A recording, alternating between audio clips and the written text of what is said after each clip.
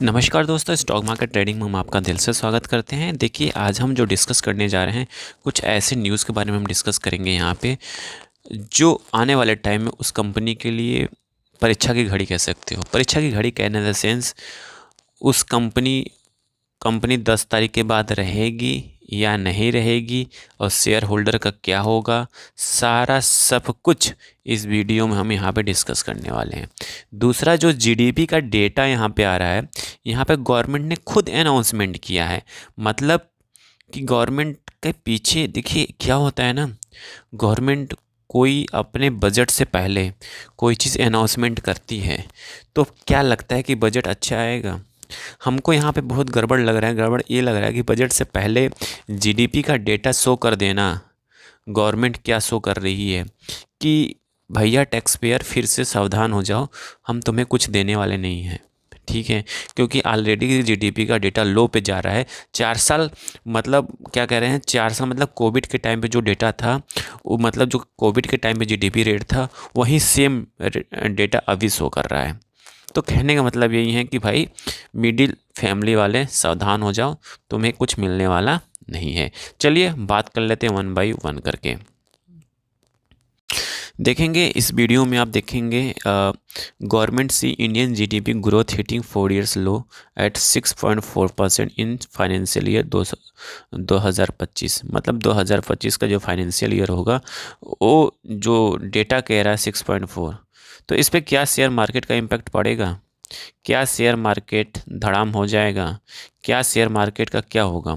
देखिए, share market पर तो इम्पैक्ट पड़ेगा ही पड़ेगा, क्योंकि ये इकोनॉमिक्स से रिलेटेड है। ठीक है, जीडीपी का डेटा कहता है कि जब ग्रोथ ही नहीं होगा तो कहाँ से शेयर मार्केट का ग्रोथ हो जाएगा। सिंपल सी बात कह लो, जितनी मैन्युफैक्चरिंग सेक्टर हो गई, जब उनका ग्रोथ ही नहीं होगा, ठीक है, जब उनमें ग्रोथ का अपॉर्चुनिटी नहीं आएगा, जब ग्रोथ नहीं होगा तो रिवेन्यू ऑटोमेटिक गिरेगा। जब रिवेन्यू गिरेगा तो रिजल्ट में रिफ्लेक्ट करेगा। जब रिजल्ट में रिफ्लेक्ट करेगा तो उनके शेयर डाउन में जाएंगे। ठीक है, सिंपल सी बात है।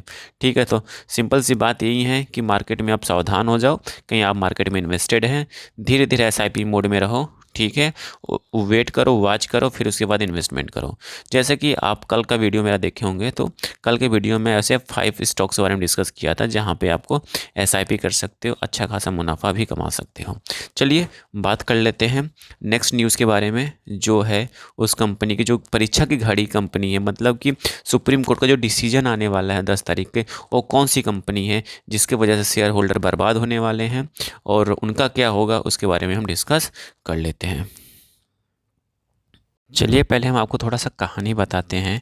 कहानी द सेंस, आपको याद होगा 10 से 11 महीना पहले एक जीएसटी काउंसिल की मीटिंग हुई थी। और जीएसटी काउंसिल की मीटिंग हुई थी, जितने ऑनलाइन गैम्बलिंग है, उसमें हमें क्या लगने वाला है, क्या लगने वाला, जीएसटी। कितना परसेंट, 28% का जीएसटी लगने वाला था। ठीक है, और उस पर कंडीशंस थे। ठीक है, जितने ऑनलाइन गेमिंग और गैम्बलिंग वाले शेयर्स थे, कंपनी थे, उनमें फॉल डाउन देखने को मिला था। उसमें से एक कंपनी ऐसी थी जिसके अंदर ज़बरदस्त फॉल देखने को मिला था। 60 से 70% तक वो कंपनी का शेयर टूट चुका था।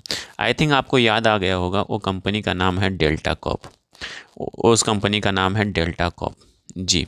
अब डेल्टा कॉर्प में हुआ क्या था, ठीक है, उनके ऊपर कितने हज़ार करोड़ का पेनल्टी लगी थी, आपको याद होगा तो मैं आपको बता दूं। उस समय उनको कितने हज़ार करोड़ की पेनल्टी लगा था जीएसटी को लेके। आई थिंक आपको याद नहीं होगा तो मैं आपको बता देना चाहता हूँ, वहाँ पे 26,000 करोड़ की पेनल्टी लगी थी। 3,000 करोड़ की तो कंपनी है, ठीक है, 26,000 करोड़ की तो पेनल्टी लगा दिया इन्होंने यहाँ पे। ठीक है, चलिए डिस्कस कर लेते हैं वो न्यूज़ क्या है। उस न्यूज़ के बारे में थोड़ा डिस्कस करेंगे, तभी आपको समझ में आएगा कि अब शेयर होल्डर का होगा क्या। कहीं उल्टा न्यूज़ आ गया, गड़बड़ आ गया, कुछ कंपनी के अगेंस्ट आ गया तो क्या होगा। देखिए न्यूज़ में फ्लैश क्या हो रहा था आज। फ्लैश ये हो रहा था, मार्केट गिरावट के पीछे डेल्टा कॉर्प में 7% के भारी उछाल देखने को मिला। ठीक है, उसके पीछे के रीजन था, सुप्रीम कोर्ट ने बोल दिया कि हम हियरिंग करेंगे 10 तारीख को।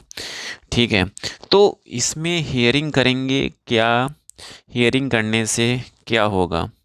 दो ही चीज़ें निष्कर्ष निकल सकता है, कंपनी के हक में आ सकता है या कंपनी के अगेंस्ट में जा सकता है। कहीं कंपनी के अगेंस्ट में जाएगा तो क्या होगा, कंपनी का पहला मुद्दा सबके दिमाग में ही आ रहा होगा। ठीक है, मैं आपको बता दूं कुछ भी नहीं होगा।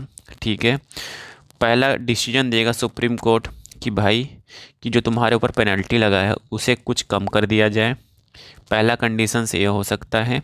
और दूसरा कंडीशन ये हो सकता है कि कंपनी बोले कि भाई मैं इतना पैसा नहीं दे पाऊँगा, मेरे पास इतना है ही नहीं, जितने करोड़ की कंपनी नहीं उतने करोड़ कहाँ से मैं दे पाऊँगा।